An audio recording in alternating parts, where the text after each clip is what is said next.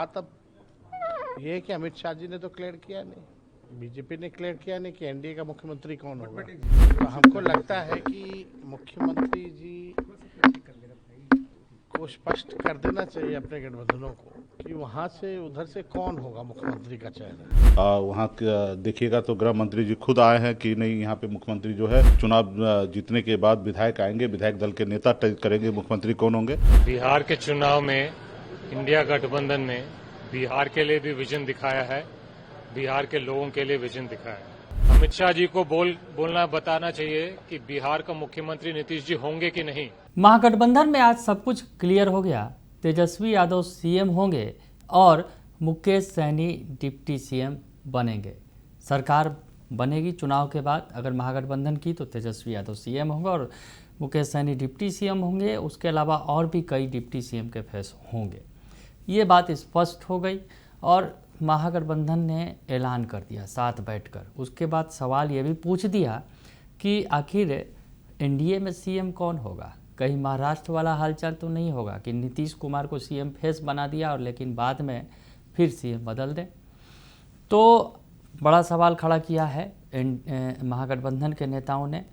तेजस्वी यादव के CM face के ऐलान के बाद बड़ा बयान सामने आया है अल्लावरू का, तेजस्वी यादव का खुद और मुकेश सहनी का। नमस्कार, दर्श न्यूज़ देख रहे हैं आप, मैं हूं अनुराग। बड़ी खबर निकलकर सामने आ रही है, बड़ा बयान आया है। महागठबंधन की संयुक्त पीसी हुई और पीसी में तेजस्वी यादव को सीएम फेस बनाया गया है और डिप्टी सीएम के नाम पर मुकेश सहनी के नाम पर मुहर लगी है। उसके अलावा तेजस्वी यादव ने यह भी कहा कि और भी डिप्टी सीएम होंगे, वो चुनाव के बाद तय होगा। तो महागठबंधन की प्रेस कॉन्फ्रेंस के बाद तेजस्वी यादव का बड़ा बयान सामने आया है। सबसे पहले आपको बयान सुनवाते हैं, सुन लीजिए आप। किसी भी बात को लेकर ये तो आप लोगों में न्यूज़ तरह तरह का लोग चलाते रहे हैं और बिहार की जनता हो या महागठबंधन हो, इस मामले को लेके हमेशा से स्पष्ट है।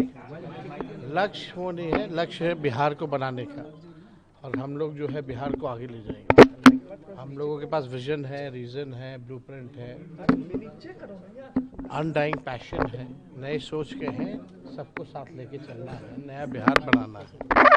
हम लोग तो जा रहे हैं, लेकिन बात अब ये है कि अमित शाह जी ने तो क्लियर किया नहीं, बीजेपी ने क्लियर किया नहीं कि एनडीए का मुख्यमंत्री कौन होगा। युवा चेहरे तो हमको लगता है कि मुख्यमंत्री जी को स्पष्ट कर देना चाहिए अपने गठबंधनों को कि वहाँ से उधर से कौन होगा मुख्यमंत्री का चयन। आपके जैसे एक युवा चेहरे को घोषित करने के बाद आपको क्या लगता है चुनाव के जो परिणाम है उस पर क्या असर पड़ेगा? नहीं, कोई पहली बात तो है नहीं। 20 में भी हम लोग चुनाव लड़े, 20 में भी लोगों ने भरोसा किया था। हम लोग तो चुनाव जीत गए थे, लेकिन वोट चोरी और सीट चोरी हुई, उसके बावजूद भी 12,000 का ही डिफरेंस रहा, 5-6 सीटों का ही अंतर रहा, वरना सरकार तो हम लोग बना ही दिए थे। इस बार बिहार की जनता जो है बदलाव चाहती है और नया बिहार बनाना चाहती है, विकसित बिहार बनाना चाहती है, जहां पढ़ाई के लिए, दवाई के लिए लोगों को बाहर ना जाना पड़े, काम के लिए बाहर ना जाना पड़े, कारखाने खोले, निवेश आए, ऐसा हम लोगों को बिहार चाहिए। मुकेश सहनी जी के नाम की घोषणा से क्या फर्क पड़ेगा ईजीसी वोटर्स पे, आपको लगता है जाति से? देखिए, मुकेश सहनी जी तो उनकी घोषणा हुई है, साथ में और भी अलग अलग वर्ग के लोगों को जो है हम लोग जो है इसमें डिप्टी सीएम में जो है और भी लोगों को भी इंक्लूड करेंगे, तो वो आगे समय आने पे जो बता दिया। सुना आपने, तेजस्वी यादव कह रहे हैं कि उधर कौन, यानी एनडीए में कौन सीएम फेस होगा। कहीं महाराष्ट्र वाला खेल तो नहीं हो जाएगा। महाराष्ट्र में शिंदे को बना दिया गया कि सीएम फेस हैं, लेकिन चुनाव के बाद सीएम बदल गए, देवेंद्र फडणवीस को सीएम बनाया गया। कहीं बिहार में वही कुछ तो नहीं होने वाला है, क्योंकि जिस तरह से अमित शाह का बयान आया पिछले दिनों और चिराग पासवान ने हाँ में हाँ मिलाई, जीतन राम मांझी का भी बयान आ गया, सब ने मिलकर कहीं ना कहीं ये सवाल जरूर खड़ा कर दिया कि सीएम नीतीश कुमार के नेतृत्व में चुनाव जरूर लड़ रहे हैं, लेकिन सीएम कौन होगा ये चुनाव के बाद फैसला होगा, विधायक दल की बैठक में फैसला होगा। ये बातें कहते नजर आए बीजेपी वाले, एनडीए वाले। तो तेजस्वी यादव ने सवाल खड़ा किया और इधर मुकेश सहनी का भी बयान आ गया है और कृष्णा अल्लावरू जो बिहार कांग्रेस के प्रभारी हैं, इनका भी बयान आया है पीसी के बाद, उन्होंने क्या कुछ कहा है ये भी सुन लीजिए आप। यादव जी बिहार के मुख्यमंत्री कैंडिडेट हैं, उनके नेतृत्व में हम लोग पूरे बिहार में लड़ाई लड़ेंगे और डिप्टी सीएम एक अति पिछड़ा का बेटा सनत मल्ला को सभी साथी ने घोषणा किया है। ये आज़ाद भारत में पहली बार ऐसा हुआ है कि बिहार राज्य में एक फ्रंट लाइन में राजनीति हो रही है, जो पार्टी वो डिप्टी सीएम का नाम का घोषणा कर रही, तो ये हमारे लिए बहुत बड़ा शुभ दिन है। और निश्चित तौर पे इस पे हमारे लाखों कार्यकर्ता जो है बिहार के, खास करके बिन बिलदार, नुनिया, मला, चायती, बनपर, गोरी, अति पिछड़ा समाज के सभी लोगों ने मजबूती से ऐसे 3.5 साल से लगातार संघर्ष कर रहे थे और जोश खरोश से बिहार में अपनी सरकार बनाएंगे और अपने भाई, अपने दोस्त, अपने बेटा को बिहार का उप मुख्यमंत्री और तेजस्वी को मुख्यमंत्री बनाएंगे। क्या लगता है देर नहीं हुई है सर अनाउंसमेंट में जो कहा जा रहा है? नहीं, देखिए कल से ही प्रचार चालू हुआ है और सब चीज़ का एक अपना अपना टाइमिंग होता है और हम लोगों के अनुकूल ये टाइमिंग बेस्ट था और इसमें हमने किया है। अब देखिएगा एनडीए की तरफ से तो वो भी नहीं है, वहाँ देखिएगा तो गृह मंत्री जी खुद आए हैं कि नहीं, यहाँ पे मुख्यमंत्री जो है चुनाव जीतने के बाद विधायक आएंगे, विधायक दल के नेता तय करेंगे मुख्यमंत्री कौन होंगे, और सिर्फ ये फैला रहे कि उनके नेतृत्व में चुनाव लड़ रहे। जैसे महाराष्ट्र में शिंदे साहब के नेतृत्व में चुनाव लड़ रहे, लेकिन सीएम बनाने का समय आया तो वहाँ पे फडणवीस साहब को बनाए। तो बिहार में भी नीतीश कुमार जी को साइडलाइन करने का पूरा साजिश है भारतीय जनता पार्टी का। अब खैर वो साजिश जो भी हो, उनकी सरकार ही नहीं बन रही है, महागठबंधन की सरकार बन रही है और मजबूती से लोग एकदम एकजुट है और महागठबंधन की सरकार बनेगी। सर एक सवाल यह है कि आपको महागठबंधन का डिप्टी सीएम का चेहरा घोषित किया गया, लेकिन आप काफी कम सीटों पे चुनाव लड़ रहे हैं सर। पहले आप कह रहे थे 40 सीट 50 सीट पे लड़ेंगे। नहीं, ठीक है, वो सहमति बना, सब चीज़ का टाइमिंग होता है, सहमति होता है। तो हमने इच्छा रखते थे कि हमारी पार्टी ज़्यादा से ज़्यादा सीट लड़े, लेकिन फिलहाल जितना भी हम लड़े वो संतुष्ट है और मजबूती से जितना भी लड़े सब जीतेंगे। और रहा 243 सीट महागठबंधन लड़े, अब 243 पे समझ लीजिए कि वीआईपी पार्टी का ही कैंडिडेट है या आरजेडी का कैंडिडेट है या कांग्रेस पार्टी का या लेफ्ट के साथी का, सब हम लोग मिलकर 243 जीतेंगे और अपनी सरकार बनाएंगे। महागठबंधन का नेतृत्व तेजस्वी यादव और मुकेश सहनी ही कर रहे हैं। जी हाँ, अभी तो आपके सामने में प्रेस कॉन्फ्रेंस में जिस तरीके से ही बातचीत हुआ है और नहीं, सभी साथी का सहयोग लगेगा। सिर्फ मुकेश सहनी और तेजस्वी जी का ही नेतृत्व में बिहार में सरकार नहीं बनना है, हमारे एक एक कार्यकर्ता को मजबूती से रोड पे उतरना पड़ेगा, गठबंधन के सभी साथी को मैदान में उतरना पड़ेगा और बिहार की जनता को मन बनाना पड़ेगा कि 20 साल में नीतीश कुमार जी ने क्या किया। आप 20 साल में नीतीश कुमार जी को ऐसे हाथ में नहीं दे सकते जो अस्वस्थ है।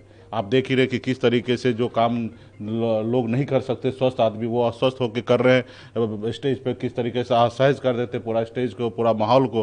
तो इसलिए अभी बिहार में विकल्प चाहिए और तेजस्वी जी और मुकेश सहनी के नेतृत्व में बिहार में सरकार बनेगा। एनडीए की तरफ से कहा जा रहा है कि जहां फ्रेंडली फाइट्स हो रही हैं वहां जो कार्यकर्ता है, जो जिला अध्यक्ष हैं, वो कैसे समझेंगे, क्या करेंगे कि किसको सपोर्ट करना। उसमें बहुत ऐसे जगह पे, अभी आज लास्ट दिन था, उसमें हम लोग बहुत सारा जगह पे हम लोग नॉमिनेशन जो है, जैसे मेरा भी एक जगह था तो वहाँ बाबूबड़ी में, तो वहाँ से हम रिटर्न ले रहे हैं। तो उसी तरीके से बाकी सहयोगी जो है दल है वो भी आपस में जहाँ हो सकता है वहाँ रिटर्न ले रहे हैं, या आने वाले समय में हम लोग वो मैनेज कर लेंगे। पार्टी जो गठबंधन जहाँ है वो एकदम स्ट्रांग है। सर नॉमिनेशन जो कैंसिल हुआ, आज मुख्यमंत्री और उप मुख्यमंत्री के चेहरे की घोषणा हो गई।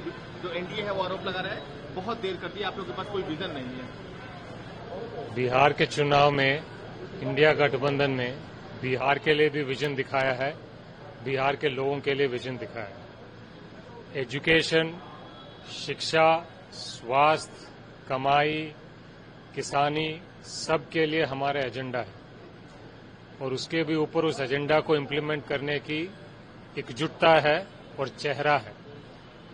मैं एनडीए से, मोदी जी से, अमित शाह से और नीतीश जी से पूछना चाहता हूं कि बिहार में उनका रिपोर्ट कार्ड क्या है, कमाई पे क्या रिपोर्ट कार्ड है, शिक्षा व्यवस्था सुधारने में क्या रिपोर्ट कार्ड है, स्वास्थ्य व्यवस्था ठीक करने में क्या रिपोर्ट कार्ड है, रोजगार बढ़ाने में क्या रिपोर्ट कार्ड है, नौकरियां दिलवाने में क्या रिपोर्ट कार्ड है।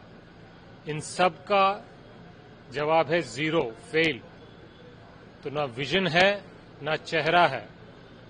अमित शाह जी को बोलना बताना चाहिए कि बिहार का मुख्यमंत्री नीतीश जी होंगे कि नहीं। अगर नहीं होंगे तो बोले नहीं होंगे, अगर होंगे तो बोले होंगे। ना विजन है, ना चेहरा है, ना रिपोर्ट कार्ड है, तो लड़ाई किस लिए लड़ रहे हैं। 2 डीसीएम भी हो सकते हैं, सरकार बनती है महागठबंधन की, तो क्योंकि आपने सहनी जी को तो डिक्लेयर कर दिया डीसीएम के लिए, क्या कांग्रेस से भी एक डीसीएम बन सकता है? 2 डीसीएम हम देख सकते हैं बिहार में। बिल्कुल, मुद्दा ये है कि बिहार के लिए क्या करेंगे, बिहार के लिए और बिहारियों के लिए क्या करेंगे, और उस पर मजबूत विजन है, एजेंडा है, रोड मैप है, यूनिटी है, चेहरा है। और आप देखेंगे कि इस बार बिहार की जनता हमें आशीर्वाद देगी और हम सरकार बनेंगे। तो सुना आपने कि मुकेश सहनी हो या फिर कृष्णा अल्लाह बरू हो, सवाल वही खड़े कर रहे हैं। कह रहे हैं कि हमारे तरफ से तो सब कुछ स्पष्ट हो गया, हम मिल कर लड़ रहे हैं और ये अब ऐतिहासिक जीत की ओर हम बढ़ रहे हैं, आगे हमारी जो है जीत होने वाली है। उन्होंने साथ ही साथ ये भी कहा कि कुछ सीटों पर जो स्थिति बनी है, तो बाबू बरही से जो वीआईपी की कैंडिडेट गुलाब बिंदु यादव मैदान में थी, बिंदु गुलाब यादव, तो उन्होंने अपना नाम वापस ले लिया है, ये कहा मुकेश सहनी ने। तो ऐसी स्थिति में जहां बहुत सारी जगहों पर जो फ्रेंडली फाइट की स्थिति थी, उन जगहों पर नाम वापसी की जा रही है। हालांकि कुछ जगहों पर अगर दोनों कैंडिडेट रहेंगे तो वो बेहतर कोऑर्डिनेशन बनाकर वो चुनाव लड़ा जाएगा, ये कह रहे हैं, उससे कोई फ़र्क पड़ने वाला नहीं है।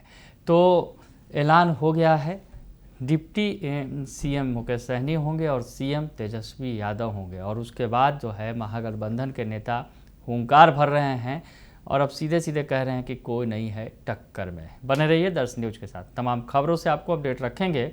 फिलहाल के लिए इतना ही, धन्यवाद।